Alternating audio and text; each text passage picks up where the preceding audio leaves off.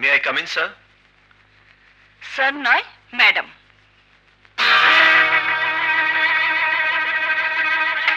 আপনি এখানে? সেই সেই একই প্রশ্ন তো আমারও। আমি মল্লিক সাহেবের একমাত্র মেয়ে। আমি জানতাম আমার পরিচয় পেলে আপনি ক্ষমা চাইবার জন্য বাবার কাছে ছুটে আসবেন। কারো কাছে ক্ষমা চাইবার অভ্যেস আমার নেই। চিফ অ্যাকাউন্টেন্ট হিসেবে আজই চাকরিতে জয়েন করতে এসেছিলাম, কিন্তু ইন্টারভিউ দেওয়ার সময় জানতাম না কোনো মেয়ে মানুষের আন্ডারে কাজ করতে হবে। সুতরাং যা হবার নয় তা নিয়ে আর বাড়াবাড়ি করে লাভ নেই। চলি। দাঁড়ান। ভাত ছিটালে কাকের কিন্তু অভাব হয় না, আপনার জানা আছে নিশ্চয়ই। হ্যাঁ, ভাত ছিটালে কাকি আসে, কোকিল কিন্তু আসে না। আপনার জানা নেই নিশ্চয়ই?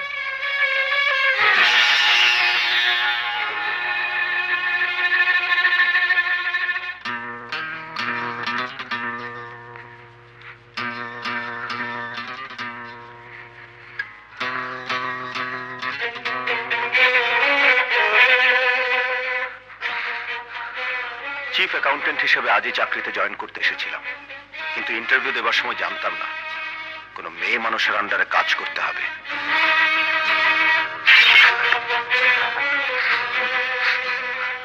শুধু গাড়ির নাম্বার দেখিয়ে চলে গেলে চলবে না, ওই ছেলেটার হাসপাতালের বেড নাম্বারটাও আপনাকে জেনে যেতে হবে।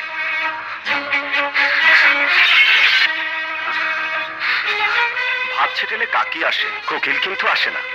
আপনার জানা নেই নিশ্চয়ই?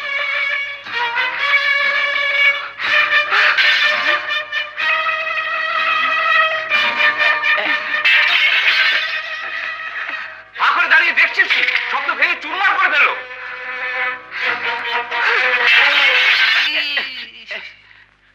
কি হয়েছে রিনি?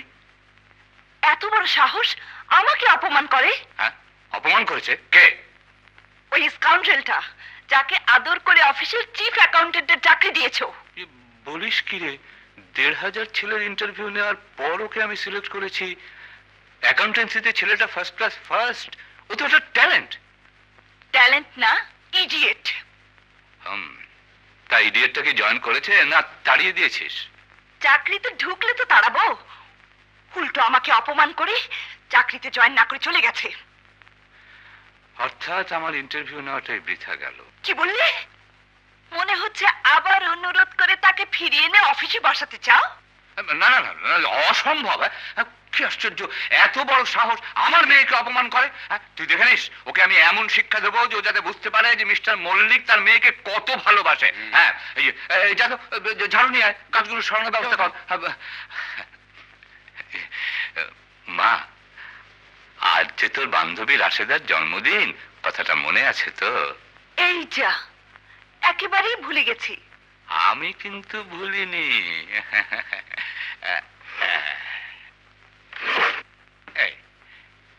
নে, এটা রাশেদাকে প্রেজেন্ট করে আসবি। হ্যাঁ, ড্রেসিং টেবিলে আয়নাটা সারাতে হবে। চল চল চল চল।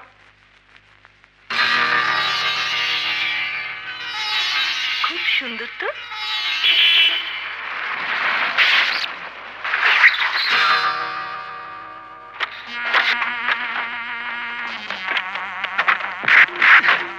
নামুন।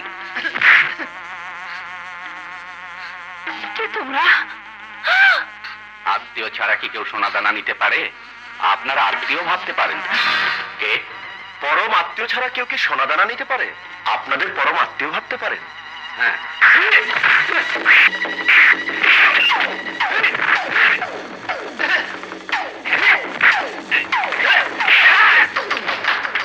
এটা ধরুন।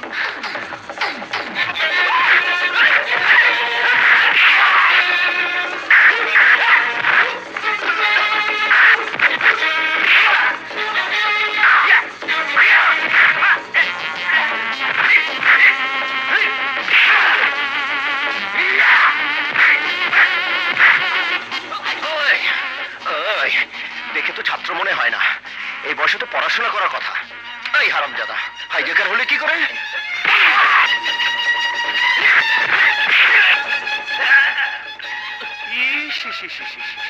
গাঁজা ভাঙ খেয়ে খেয়ে চাপাটা তো বসিয়ে ফেলেছিস, 2 ট্রাক মাটি ফেললো আর উঠবে না, তাই না? তোর চিন্তায় বাপটা শুধু জায়নামাজে বসে কাঁদে, পেটাতে সাহস পায় না। তা তোর বাপের কাজটা আমি করে দিই।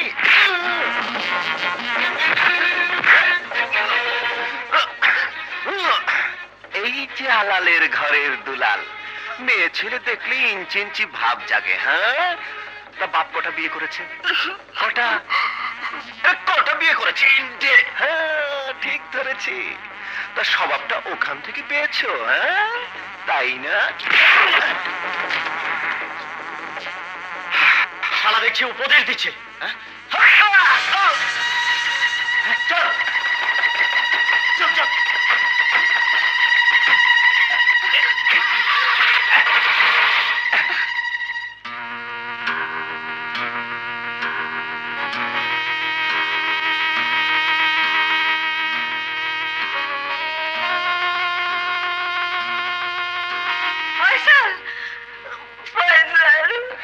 ভয়ের কিছু নেই, বিপদ কেটে গেছে, ওনাকে ঘুম পাড়িয়ে রাখা হয়েছে।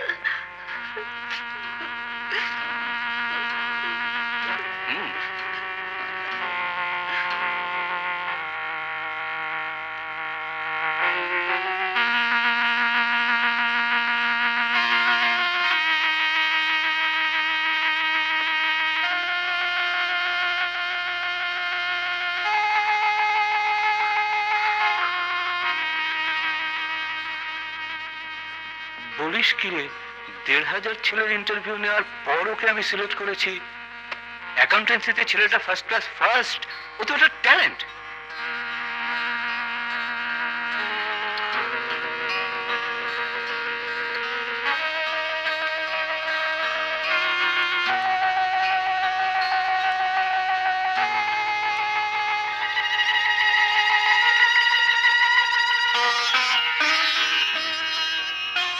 আসুন। এখন কেমন আছেন? পারফেক্টলি ওকে।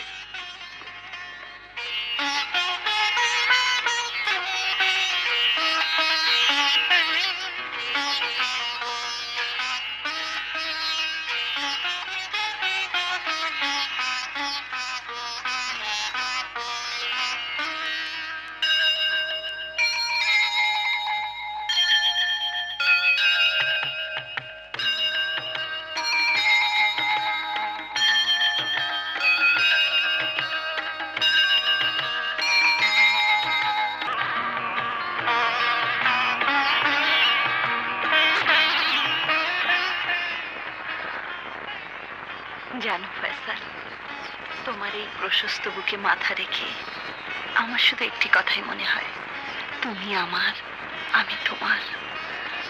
তোমার বুকের পাঁজর দিয়েই আমার সৃষ্টি। তোমাকে আপন করে পাবো বলেই হয়তো আমার জন্ম। তোমার বিশ্বাস, তোমার ভালোবাসা। আর তোমার?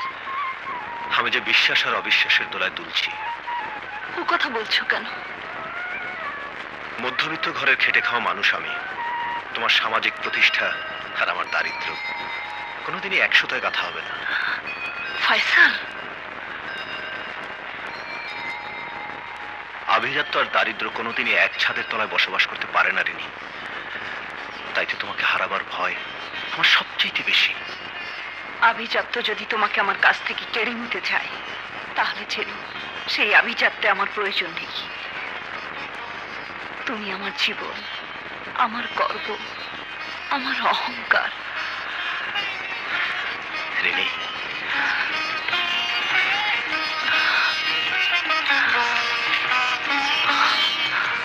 অসম্ভব, এ কিছুতেই হতে পারে না। আমি আমার বন্ধুর ছেলের সাথে তোর বিয়ের সমস্ত কথা পাকা করে রেখেছি। তোমার কথা তুমি ফিরিয়ে নাও বাবা। যার জন্য আমার কথা ফিরিয়ে নিতে হবে, জানতে পারি কে সে, কি তার পরিচয়। ঐশ্বর্য আর প্রাচুর্যের দাড়িপাল্লা ওজন করলে তার পরিচয় মূল্যহীন। তবে সামাজিক মূল্যবোধের মূল্যায়নে সে এক সাধারণ ঘরের অসাধারণ ব্যক্তিত্ব। নাম ফয়সাল। 1,500 ছেলের ইন্টারভিউ নিয়ে তুমি যাকে ট্যালেন্ট বলে স্বীকৃতি দিয়েছো। আমি তাকে স্বীকৃতি দিয়েছিলাম আমার অফিসের কর্মচারী হবার জন্য, আমার একমাত্র মেয়ের স্বামী হবার জন্য নয়। বাবা, মিনিমাম একটা স্ট্যান্ডার্ড না রেখে তুই এত নিচে নেমে যাবি এ আমি ভাবতেও পারিনি। তুই আমার আত্মবিশ্বাসের অমর্যাদা করেছিস।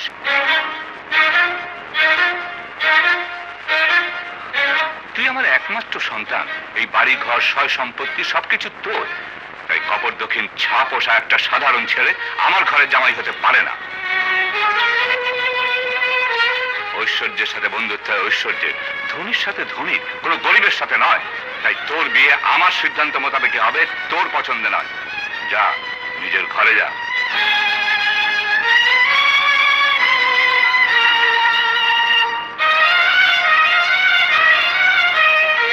হুজুর, আপামনির পায়ের শব্দে আমি ভূমিকম্পের আওয়াজ শুনেছি। আপামনির সমস্ত মুখে আমি বৈশাখী ঝড়ের ইঙ্গিত পেয়েছি। আপামনির দু চোখে আমি ধ্বংসের আগুন জ্বলতে দেখেছি। দোহাই আপনার, এত বড় সর্বনাশের হাত থেকে এবারই সুখ শান্তি বাঁচান। আপামনির সিদ্ধান্তকে মেনে নিন। আমার এটা পুতুল খেলার সিদ্ধান্ত নয়, জীবন নিয়ে খেলার সিদ্ধান্ত। আর যে সিদ্ধান্তে মেয়ের জীবনটা নষ্ট হয়ে যেতে পারে, বাবা হয়ে কিছুতেই সে সিদ্ধান্ত মেনে নেওয়া যায় না। আর যদি তুই কোনো সন্তানের বাবা হতি তবে বুঝতি।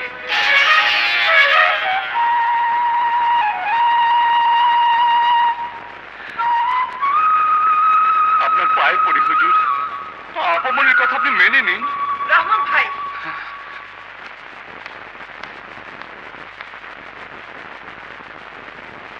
চোখের লোনা পানিতে বরফ গলে, পাষাণ গলে না।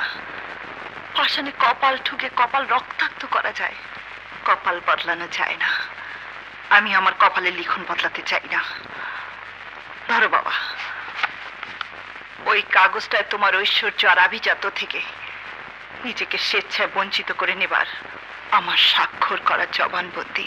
রেনি, বাবা, তুমি বলেছিলে ঐশ্বর্যের বন্ধুত্ব হয় ঐশ্বর্যের সাথে, ধনীর সাথে ধনীর। তাই তো তোমার সমস্ত ধন দৌলত ছেড়ে দিয়ে সাধারণ মানুষের কাতারে নিজেকে দান করালাম। এখন যদি আমি নিজের ঠিকানায় যেতে চাই, নিশ্চয়ই তুমি বাধা দেবে না। দাঁড়া, এটাই যদি তোর শেষ সিদ্ধান্ত হয় তাহলে আমার শেষ সিদ্ধান্তটা জেনে যাবে না? আমি জানি আজ এ বাড়ি থেকে বেরিয়ে যাবার পর এ বাড়িতে ঢোকার অধিকার আমি চিরদিনের জন্য হারিয়ে ফেলব। সেই সাথে হারিয়ে ফেলবো তোমার স্নেহ মমতা, হারিয়ে ফেলবো তোমাকে বুকে জড়িয়ে ধরে বাবা ডাকার অধিকার। না না না, এটা আমার শেষ সিদ্ধান্ত নয়। আমার শেষ সিদ্ধান্ত ফয়সালের সাথেই তোর বিয়ে হবে।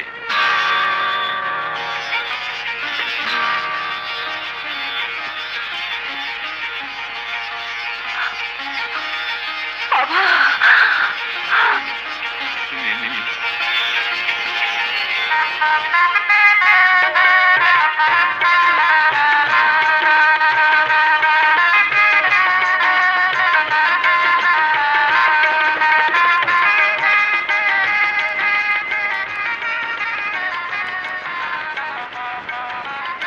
আমার জীবন, আমার গর্ব, আমার অহংকার।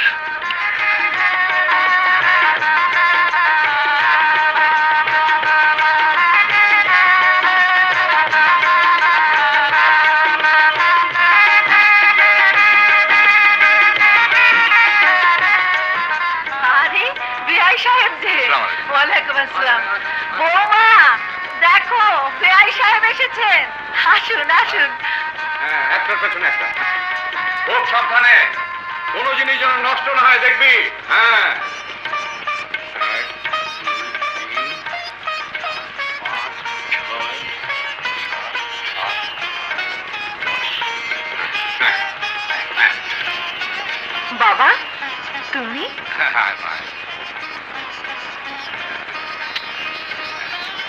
বেঁচে থাকো বাবা, বেঁচে থাকো। বৌমা, বিআই সাহেবকে বসতে বলো, আমি আসছি। সব এসে গেছে, টেলিভিশন, ফ্রিজ, খাট, পালং, সোফা সেট। বাবা, এসব কি এনেছো? বাবার কর্তব্য করেছি, কিছু মনে করবেন না। আপনি যেটাকে কর্তব্য ভাবছেন, আমি সেই কর্তব্যকে যৌতুক বলে মনে করছি। হ্যাঁ, যৌতুক দেয়া বা নেয়া দুটোকে আমি মনে প্রাণে ঘৃণা করি।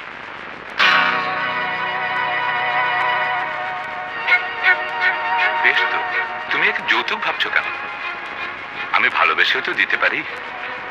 যে ভালোবাসা মানুষের মর্যাদাকে ছোট করে, যে ভালোবাসা একটা সক্ষম মানুষকে অচল করে দিতে সাহায্য করে, যে ভালোবাসার পেছনে করুণার দান করার আনন্দ প্রচ্ছন্নভাবে কাজ করে, সে ভালোবাসাকে হজম করতে কষ্ট হয়।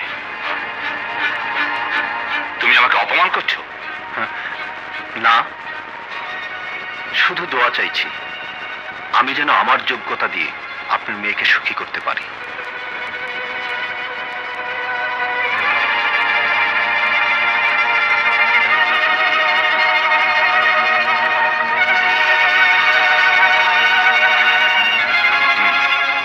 এই জিনিসগুলো ফিরিয়ে নিয়ে চল।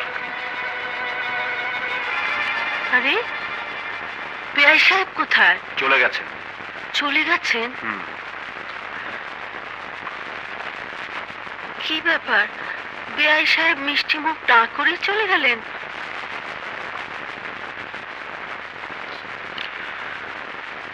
বিশ্বাস করো, আমি তোমার বাবাকে অপমান করতে চাইনি। তবু যদি অন্যায় হয়ে থাকে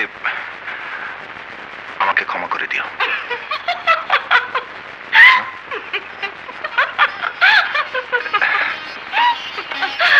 কোথায় ভাবলাম বাবার হয়ে আমি তোমার কাছে ক্ষমা চাইবো, তা নয়। এখন দেখছি তুমি নিজেই উল্টো আমার কাছে ক্ষমা চাইছো। আজ আমি এমন স্বামীর গর্বে গর্বিনী, যে স্বামী তার যোগ্যতা দিয়ে তার স্ত্রীকে সুখী করতে চায়। রিনি, আল্লাহ আমার প্রতি মেহেরবান। বাচ্চাও নেই, ঝামেলাও নেই। বাচ্চা হলে বড় হবে, বড় হলে বিয়ে হবে, বিয়ে হলে আপনাদের মতো ঝামেলা হবে। পৃথিবীতে অনেক বাপ মেয়ে আছে, কিন্তু আপনাদের মতো কেউ নেই।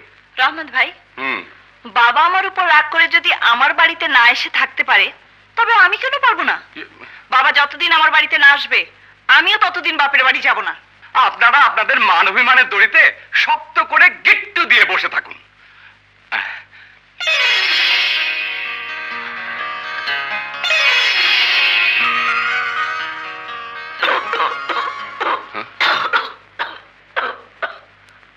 অমন করে কে কাশছে? আমার শাশুড়ি। ও, মার শরীরটা কদিন ধরে ভালো যাচ্ছে না। ও। কি যেন নাম রেখেছেন? নয়ন।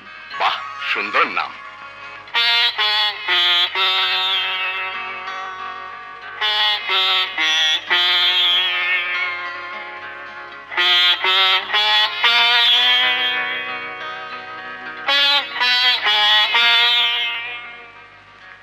কার উপরে অভিমান করে নিজেকে কষ্ট দিচ্ছেন? সত্যি করে বলুন না হুজুর, এই খোকামনের মুখখানা আপনার দেখতে ইচ্ছে করে না? আদর করতে ইচ্ছে করে না? কেন করবে না? রহমত, আমি কি মানুষ নই? মন বলে কি আমার কিছু নেই? শুধু দুঃখ, মেয়ে হয়ে দিনই আমাকে চিনল না। আসলে আপনারা দুজনেই দুজনকে চেনেন না, কিন্তু আমি চিনি। আপামনিকে একবার টেলিফোনে আসতে বলুন। আপনার টেলিফোন পেলে আপামনি ঠিকই খোকামনিকে নিয়ে চলে আসবে। হ্যাঁ, এই শুনছো? আরে কাছে আয় না, একটা কাজ কর, কাল সকালে চলে যায়।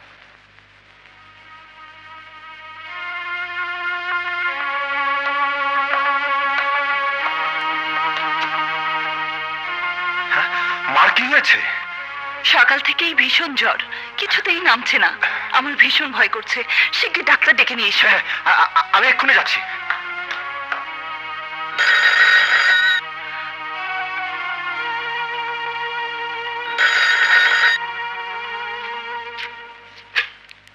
হ্যালো, কে? আপামনি, আপনি তাড়াতাড়ি চলে আসুন। আপামনি, হুজুরে স্ট্রোক করেছে। স্ট্রোক? কখন করলো? এখন কেমন আছে? ভালো না, শ্বাস নিতে খুব কষ্ট হচ্ছে। আপনি তাড়াতাড়ি চলে আসুন আপামনি। মাকে একা রেখে কি করে আসবো? মার যে ভীষণ জ্বর, ও ডাক্তার নিয়ে ফেলেই আমি আসছি। দেরি করলে হুজুর হয়তো আপনাকে না দেখে মারা যাবেন আপামনি। ঠিক আছে, আমি আসছি, এক্ষুনি আসছি। আপামনি এক্ষুনি আসছেন? আসছে? হ্যাঁ। শোনো, জি মাকে জলপটি দিতে থাকো, আর তোমার সাহেব এলে বলবে আমার বাবা খুব অসুস্থ, টেলিফোন পেয়ে তাকে দেখতে গেছি। জি বলবো। আয় নয়ন।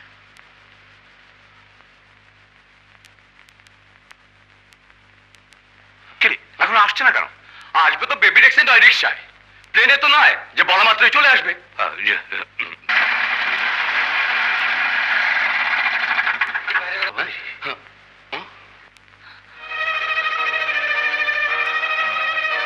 রহমান ভাই, বাবা কোথায়?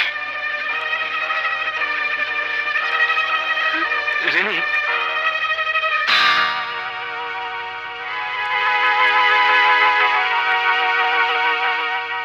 বাবা তুমি? হ্যাঁ আমি। অতৃপ্ত চোখ দুটাকে একটু তৃপ্তি দেবার আশায় তোকে মিথ্যে খবর দিয়ে এখানে ডেকে আনিয়েছি। বল, আমি অন্যায় করেছি? তোর পথে অপেক্ষা করতে করতে আমি হাঁপিয়ে উঠেছি, তাই তোর কাছে মিথ্যে বলেছি। বল, আমি অন্যায় করেছি? সত্যি যদি অন্যায় করে থাকি তাহলে তুই আমাকে ক্ষমা করে দে মা। না বাবা, তুমি কোনো অন্যায় করনি, কোনো অন্যায় করনি মা। বাবা। আসুন, বসুন।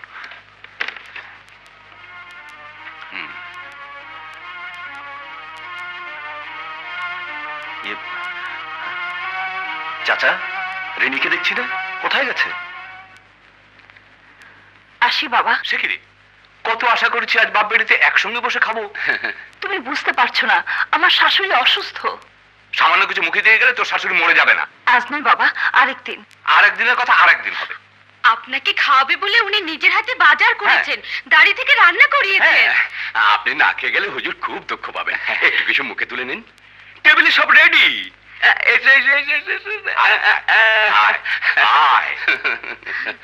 এক্স রে প্লেট আর রিপোর্টটা নিয়ে আমার সাথে চেম্বারে দেখা করবেন। যে চলুন, আপনাকে পৌঁছে দিয়ে আসি। মাকে দেখো, হ্যাঁ। আর তোমাদের বেগম সাহেবের বাবা কেমন আছে আমি দেখে আসি। চলুন। নে মা।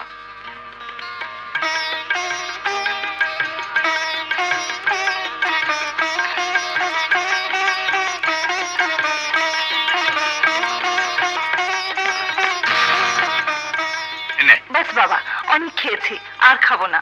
এটা একটা খাওয়া হলো? ঠিক আছে ঠিক আছে, তাহলে এই স্যুপটুকু খেয়ে নে। আবার স্যুপ? হ্যাঁ হ্যাঁ হ্যাঁ, মুরগির স্যুপ, যা তোর সবচেয়ে প্রিয় খাবার। ও বাড়িতে গিয়ে স্যুপের কথা তুই ভুলে যেতে পারিস, কিন্তু আমি ভুলিনি। অবশ্য তোর ভুলে যাওয়া ছাড়া উপায় বা কি? অভাবের সংসার, অল্প বেতন, এ টাকায় বেচারা সংসারই চালাবে না তোকে স্যুপ খাওয়াবে নাকি? ঠিক বলিনি? বাবা, ওদের সম্পর্কে আর একটা কথা বললি? ঠিক আছে ঠিক আছে, আর বলবো না। নে খেয়ে নে। না, আর খাবো না। খাবো না বললেই হলো? ওষুধ না খেলে ভালো হবে কি করে? নাও। মা তুমি বসো, আমি আসছি। কোথায় যাচ্ছ? রিক্সা ডাকতে, মার বুকের একটা এক্সরে করাতে হবে। তা তোমার বাবা এখন কেমন আছেন? ভালো। তোমাকে না বলে গেছি বলে কিছু মনে করনি তো? এতে মনে করার কি আছে? অসুস্থ বাবাকে দেখতে গেছো, দাওয়াত খেতে তো আর যাওনি। অফিসে গিয়েছিলে? সময় পেলাম কোথায়? তাহলে এক কাজ করো, আমি মার এক্সরেটা করিয়ে আনি, তুমি বরং অফিসে যাও। ঠিক বলেছো, অফিসে না গেলে আবার চাকরিটা চলে যেতে পারে, আর চাকরিটা চলে গেলে ছাপোষা মানুষ অভাবের সংসারটা চলবে কি করে? কি এই নাও, মার এক্সরেটা করিয়ে নিও।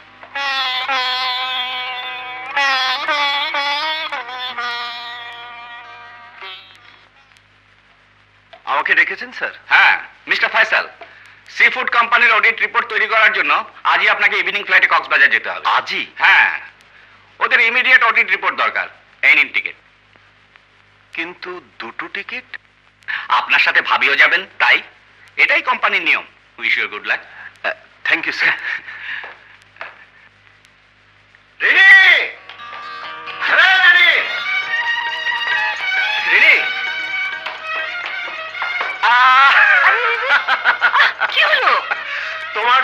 সুখবর নিয়ে এসেছি। কি? আজ ইভিনিং ফ্লাইটে তুমি আর আমি কক্সবাজার যাচ্ছি। সত্যি? জি, সাগর সৈকতে উচ্ছল আনন্দে গভীর অনুভূতিতে হারিয়ে যাব আমরা দুজন। ভুল করছেন কবি সাহেব, আমরা তিনজন, আর সব অনুভূতির 12টা বাজিয়ে দেবে খোকার চিৎকার। আমি সবকিছু গুছিয়ে তাড়াতাড়ি তৈরি হইনি।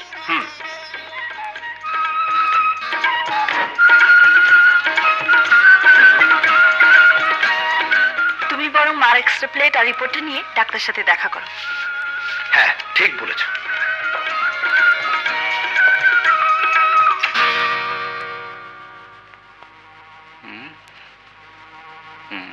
বুকে বুকে একটা স্পট দেখা যাচ্ছে, তবে ভয়ের কিছু নেই। প্রপার ট্রিটমেন্ট করলেই ঠিক হয়ে যাবে। ওষুধগুলো যথারীতি চলবে, তবে এই মুহূর্তে ওনার হাওয়া পরিবর্তনের খুবই প্রয়োজন। কিছুদিন কক্সবাজার থেকে ঘুরিয়ে আনতে পারলে সবচেয়ে ভালো হয়।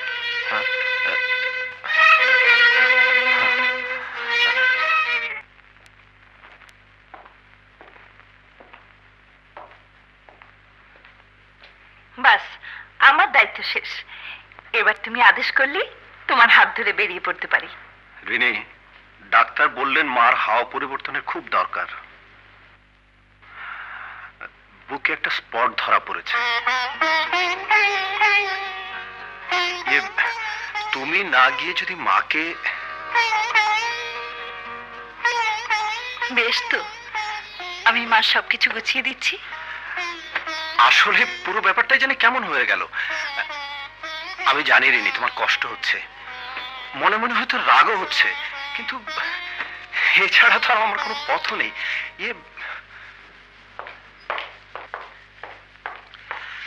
এই মুহূর্তে যে আরেকটা টিকিটের ব্যবস্থা করবো তারও সময় নেই। কি যে করি। খামোখা কানের কাছে ঘ্যানর ঘ্যানর করো না তো, মায়ের জিনিসপত্রগুলো ঠিক মতো গুছাতে দাও। তার মানে তুমি সত্যি রাগ করেছো? কি করে বুঝলে? তোমার কণ্ঠস্বর আর ভাব দেখে। তার মানে?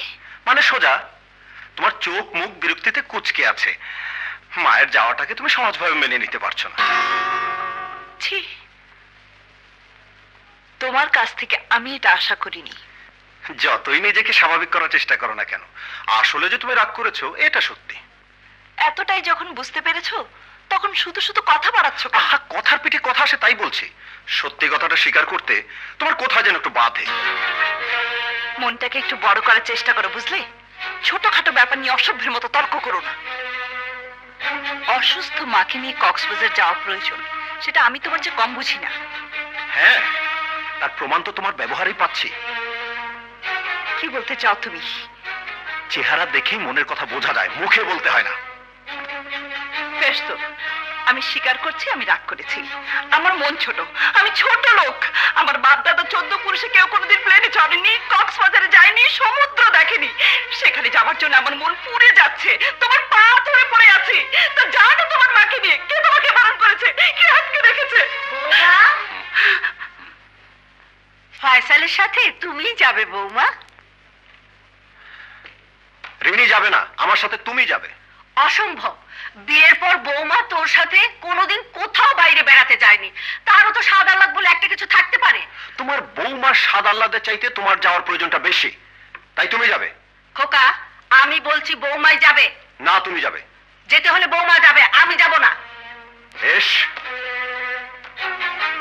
তোমাদের কারোই যেতে হবে না, আমি একাই যাব। খোকা, রাগ করে যাচ্ছিস যা, কিন্তু দাদু ভাইয়ের জন্মদিনের আগেই ফিরে আসবি কিন্তু। যেখানে তুমি অসুস্থ সেখানে কোনো হই হুল্লোড় চলতে পারে না, তাই জন্মদিনের উৎসব হবে না। খোকা, খোকা, খোকা, পাগলামি করিস না, ফিরে আসবি কিন্তু।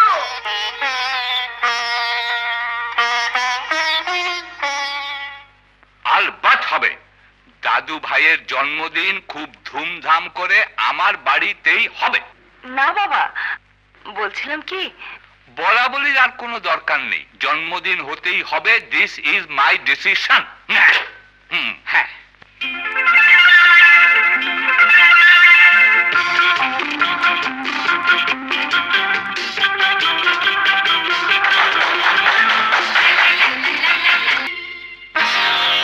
জন্মদিন হবে কি হবে না সেটা আমার ব্যক্তিগত ব্যাপার। আমার ছেলের জন্মদিন এ বাড়িতে হবে না বলেই যে ও বাড়িতে হবে, এটা আমি সহজভাবে মেনে নিতে পারছি না।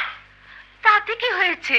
দাদু ভাইকে নিয়ে আমার যেমন আনন্দ করতে ইচ্ছে করে, তেমনি বেআই সাহেব যদি দাদু ভাইকে নিয়ে আনন্দ করতে চায়, তাতে তার অন্যায় কোথায়? যে আনন্দ অভাব অনটনের সংসারকে উপহাস করে, যে আনন্দ মায়ের অসুস্থতাকে উপেক্ষা করে, সেই আনন্দে তুমি কোনো অন্যায় খুঁজে না পেলেও আমি অন্যায় বলে মনে করব।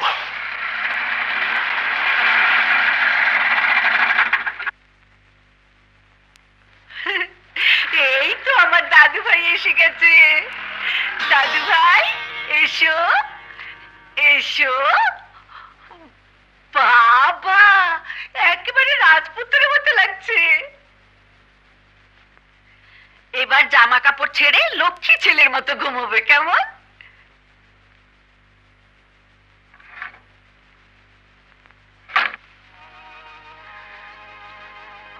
কখন এলে?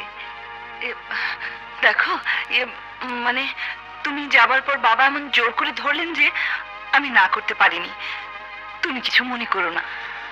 না, মনে করার কি আছে? ঐশ্বর্যের প্রতিপত্তির সামনে গরিব মানুষদের মনের কি দাম আছে বলো? এটা কিন্তু রাগের কথা হলো। তবুও বলি, একবার গিয়ে ছেলেকে আশীর্বাদও তো করে আসতে পারতে। ছেলে যখন বড়লোক দাদুর আশীর্বাদ পেয়েছে, তখন গরিব বাবার আশীর্বাদের কোনো প্রয়োজন আছে কি? স্পষ্টভাবে বললেই তো পারো, তুমি ঐশ্বর্যকে ঘৃণা করো বলেই আমাদের বাড়িতে যাওনি। মিথ্যার আশ্রয় নিয়ে এই সত্যকে কেন গোপন করছো? নিষ্ঠুর সত্যকে অনেকে সহ্য করতে পারে না, তাই। সত্যকে মেনে নেবার মতো সৎ সাহসটুকু আমার আছে। বলো, কি বলতে চাও? যদি বলি নয়নের জন্মদিনের অজুহাতে বাপের টাকায় বিলাসিতায় গা ভাসাতে গিয়েছিলে, যদি বলি নয়নের জন্মদিনের অজুহাতে আমার দারিদ্রতাকে বিদ্রুপ করতে গিয়েছিলে, যদি বলি নয়নের জন্মদিনের অজুহাতে বাপের বাড়িতে কিছু ভালো মন্দ খেতে গিয়েছিলে, যা জোগাড় করার যোগ্যতা আমার নেই। ফাইসাল, তুমি এত নীচ, এত ছোট। নিজ আমি নই, তুমি। ছোট আমি নই, তুমি। সেদিন অসুস্থ মাকে রেখে বাবার অসুখের মিথ্যে অজুহাতে বাপের বাড়িতে যাওনি তুমি? এই সংসারের নিত্যদিনের ডাল ভাতে অরুচি ধরায় লোভ সামলাতে না পেরে বাপের সামনে বসে সেদিন পোলা মাংস খাও নেই? বাপ মেয়ে দুজন বসে এই সংসারের সমালোচনা করে স্বামীর যোগ্যতাকে উপহাস করনি? এত কিছুর পরও আমি তোমাকে সত্য কথা বলার সুযোগ দিয়েছিলাম। ঘরে ফিরে আসতে জিজ্ঞেস করেছিলাম তোমার বাবার কুশল সংবাদ। তারপরও তুমি আমার সামনে দাঁড়িয়ে মিথ্যে কথা বলনি? হ্যাঁ, বলেছি। তুমি যেমন কারো কাছে তোমার মাকে ছোট করতে চাও না, তেমনি আমি আমার বাবাকে ছোট করতে চাইনি বলেই মিথ্যে বলেছি। বলতে পারো, এই সংসারে তোমার মায়ের পাশাপাশি আমাকে কতটুকু মূল্য দিয়েছো? বলতে পারো, মার জন্য যখন যা তুমি করছো আমি তাতে কখনো বাধা দিয়েছি? কেন দেব? মার জন্য তো সন্তানই করবে। তাই বলে স্ত্রীকে অবহেলা অবজ্ঞা করে নয়। সন্তান হিসেবে মায়ের প্রতি তুমি যে কর্তব্য করছো, স্বামী হিসেবে স্ত্রীর প্রতি তার কতটুকু করেছো? তোমার মাকে যদি নিজের মা মনে করতে পারি, শ্রদ্ধা করতে পারি, মা বলে ডাকতে পারি, তাহলে আমার বাবাকে বাবা বলে ডাকতে তোমার এত ঘৃণা কেন? একদিন তোমার কাছে বাবাকে অপমানিত হয়ে মাথা নিচু করে বাড়ি থেকে চলে যেতে হয়েছিল।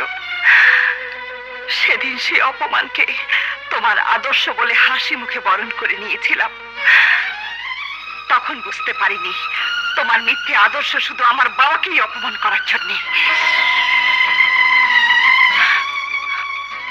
আমার বাবাকে যদি ঘৃণা করা, অশ্রদ্ধা করা তোমার আদর্শ হয়, তাহলে আজ থেকে তোমার মাকে আমি মা ডাকবো না, শ্রদ্ধা করবো না, শুধু অবহেলা করবো, ঘৃণা করবো।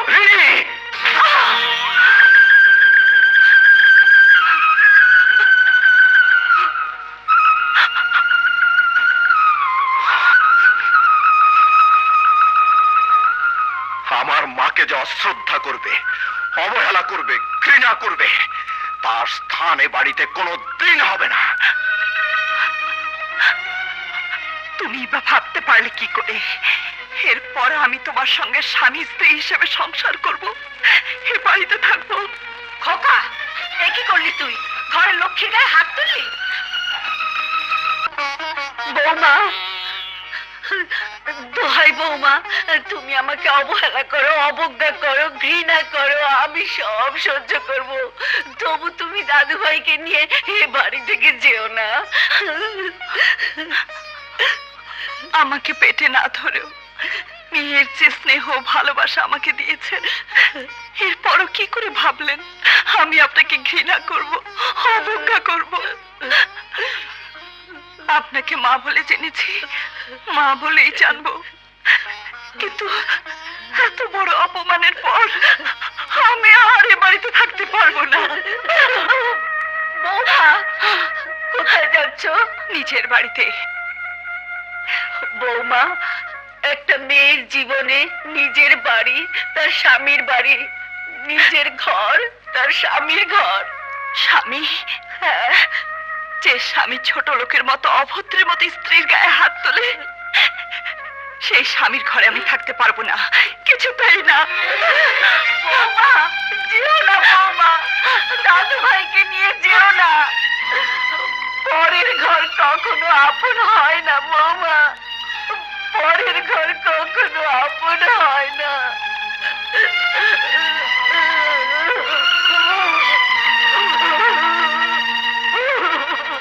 কি স্কাউন্ডারটা তোর গায়ে হাত তুলেছে?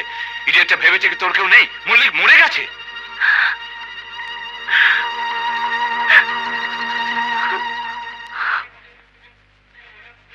ফয়সাল, আমার নাম মোতাহার মল্লিক। আমি তোমায় এত সহজে ছেড়ে দেব না। খোকা, আমি তোকে আদেশ করছি, এই মুহূর্তে আমার বৌমার দাদু ভাইকে ফিরিয়ে নিয়ে আয়। মা, হ্যাঁ। কিন্তু তর্ক করিস নে, যা।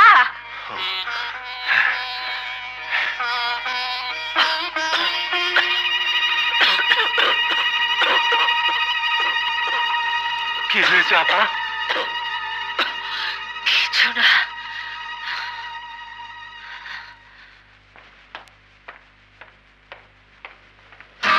তুমি? আমি রিনিকে নিয়ে যেতে এসেছি। কথাটা বলতে তোমার লজ্জা হলো না? রিনির গায়ে হাত তুলে আবার তাকে নিয়ে যেতে এসেছো কোন অধিকারে? যে অধিকারে স্বামী তার স্ত্রীকে নিয়ে যেতে পারে। কিন্তু রিনি তোমাকে আর স্বামী বলে স্বীকার করে না। খুব শিগগিরই সে তোমাকে তালাকনামা পাঠাবে। এই নিষ্ঠুর শব্দটি আপনি যত সহজ উচ্চারণ করতে পারলেন, রিনি তা কোনোদিনই পারবে না। এই জঘন্য মিথ্যে বলে আমাকে ফিরিয়ে দেবার চেষ্টা করে লাভ নেই। রিনিকে আমি নিয়ে যাবই। You scoundrel! তোমার এত বড় সাহস, তুমি জোর করে আমার বাড়িতে ঢুকতে চাও? আই সে গেট আউট, নইলে তোমাকে আমি দারোয়ান দিয়ে ঘাট ধরে বার করে দেবো।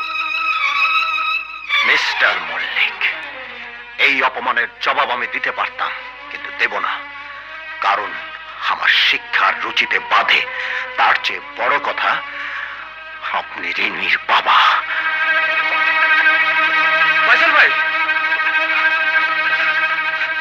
আপনি এত বড় ভুল করতে পারলেন? দোহাই হুজুর, ফয়সাল ভাইকে ফিরিয়ে আনুন, নইলে এই ভুলের জন্য আপনাকে একদিন অনুশোচনা করতেই হবে। আমার কাজের জন্য আমি কোনোদিন অনুশোচনা করি না। শোন, এই কথা রিনি যেন কোনোদিন জানতে না পারে, এ আমার আদেশ। তোর বাপ দাদা কোনোদিন আমাদের আদেশ অমান্য করেনি, আশা করি তুইও করবি না।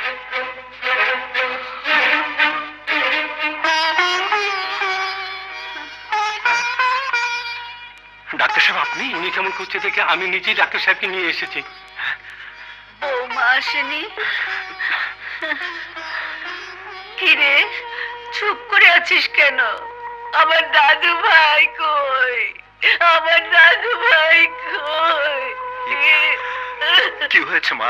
এত ডিটোরেট করলো কেন বুঝতে পারছি না। মাগো, ইমিডিয়েটলি ওনাকে হাসপাতালে ট্রান্সফারের ব্যবস্থা করুন। হ্যাঁ, আমি ওখানেই যাচ্ছি। মা, মার জিনিসপত্রগুলো গুছিয়ে দাও। আচ্ছা না, আমি কোথাও যাব না। মা, মা তুমি ছেলে মানুষই করো না। বলছি তো আমি কোথাও যাব না। খোকা, তুই শুধু আমার দাদু ভাইকে আমার কাছে এনে দে, দেখবি আমি ভালো হয়ে যাব। মাগো, বিশ্বাস কর খোকা, ডাক্তার আমাকে ভালো করতে পারবে না যতক্ষণ বাড়ির লক্ষ্মীকে ফিরিয়ে না আনবি, যতক্ষণ আমার দাদুকে আমার কোলে ফিরিয়ে না দিবি।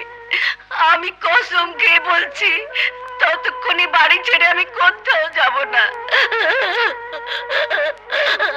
আমার এই শেষ অনুরোধটুকু রাখ খোকা। যা, বৌমা আর দাদু ভাইকে ফিরিয়ে নিয়ে আয়। যা।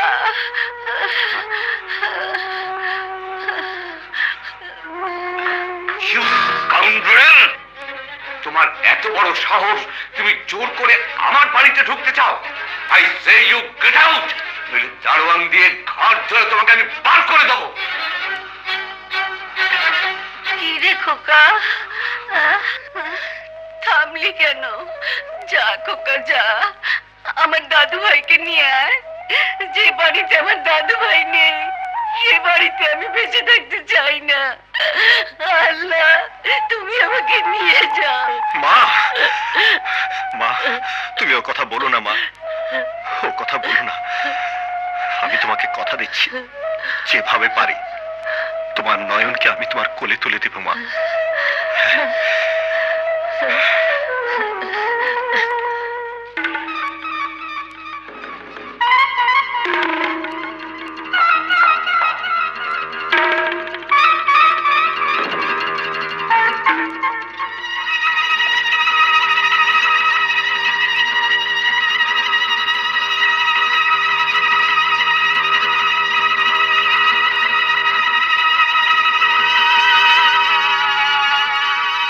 ভাবতে পারলে কি করে এরপরও আমি তোমার সঙ্গে স্বামী স্ত্রী হিসেবে সংসার করব?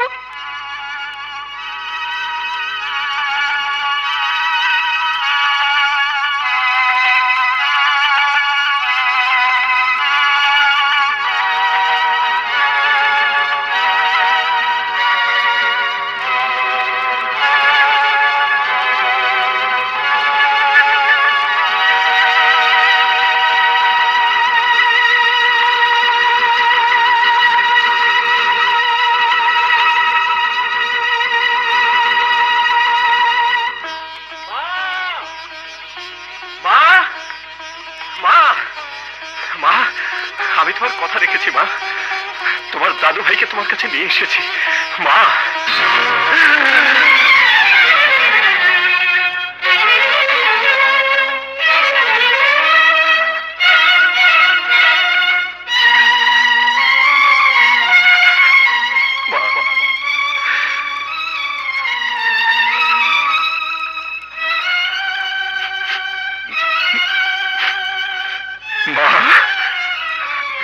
মা, তুমি বলেছিলে দাদু ভাইকে দেখলে তুমি ভালো হয়ে যাবে।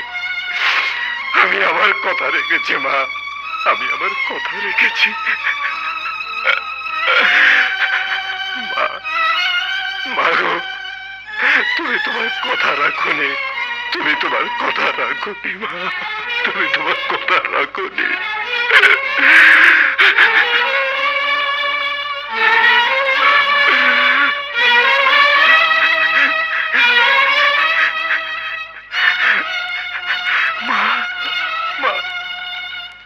তুমি তোমার কথা রাখোনি কেন মা? মা, তুমি তোমার কথা রাখোনি, তুমি তোমার কথা রাখোনি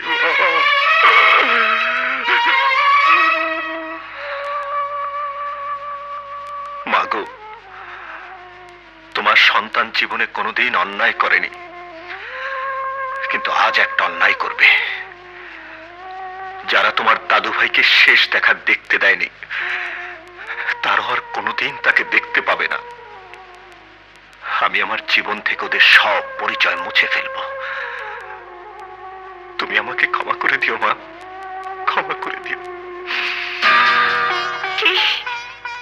কি বলছো তুমি? আমার আমার নয়ন, আমার নয়ন কোথায়? সাহেব নয়নকে নিয়ে চলে গেছে। যাবার সময় চিঠিখানা দিয়ে গেছে।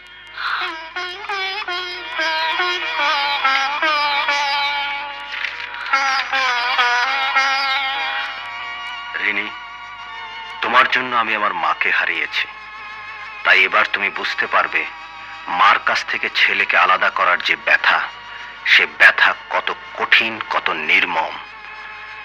নয়নকে তুমি আর কোনো দিনই ফিরে পাবে না।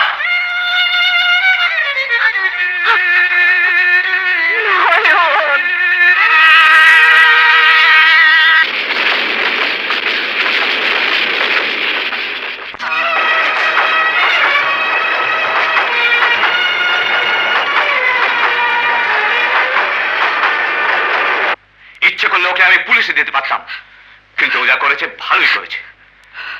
যে তোকে সমস্ত বাঁধন থেকে মুক্তি দিয়ে গেছে, তার কথা না ভেবে সমস্ত স্মৃতি ভুলে গিয়ে আবার নতুন করে বাঁচার চেষ্টা কর। আমি তোকে আবার বিয়ে দেবো। না বাবা, এ হয় না, হতে পারে না। কেন হতে পারে না? সন্তানকে যে চুরি করতে পারে সেটা একটা অমানুষ, আর অমানুষের জন্য তোর কোনো মায়া থাকতে পারে না, ভালোবাসা থাকতে পারে না। তাই একই ভুল তুই বারবার করতে চাইলেও আমি তা হতে দেবো না। বেঁচে থাকার জন্য তোর একটা অবলম্বনের প্রয়োজন। সেই অবলম্বন আমার দেহে অবস্থান করছে বাবা। আমি আবার মা হতে চলেছি। রিনি, হ্যাঁ বাবা, ফয়সাল আমার সন্তানকে চুরি করে নিয়ে গেছে। সেজন্য আমি ওকে কাপুরুষ বলতে পারি, স্বার্থপর বলতে পারি, হয়তো হয়তো আমি ওকে ঘৃণাও করতে পারি, কিন্তু আমার জীবন থেকে ওর স্বামীর অধিকারকে মুছে ফেলে দিতে পারি না বাবা। তাই ফয়সাল আমাকে ভুলে গেল, আমি ফয়সালকে ভুলতে পারবো না বাবা, কিছুতেই পারবো না। হুজুর, হুজুর, আপনি, আমি ভুল করেছি। বাবা, বাবা, আপনি শিগগির ডাক্তার ডাকুন। আমি ভুল করেছি। শুধু মৃত্যুর আগে তুই আমাকে কথা দে, সমস্ত ঘটনা রিনিকে জানিয়ে ওর কাছে আমাকে ছোট করে দেবে না। হ্যালো, ডাক্তার সাহেব আছেন? কি বললেন? Wrong number? কথা দে। কথা দিলাম। হুজুর, হুজুর, হুজুর, হুজুর, আপনি, হুজুর, হুজুর,